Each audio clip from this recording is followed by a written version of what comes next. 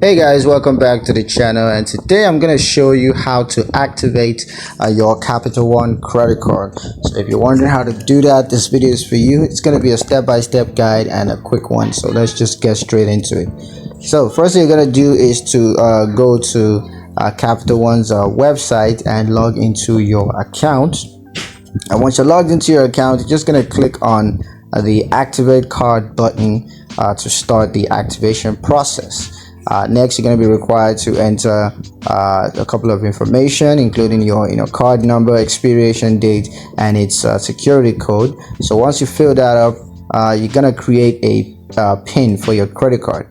So take your time, prepare the PIN, and once that's done, just review and confirm the activation details. So yeah, that's pretty much it on how to activate your Capital One's credit card.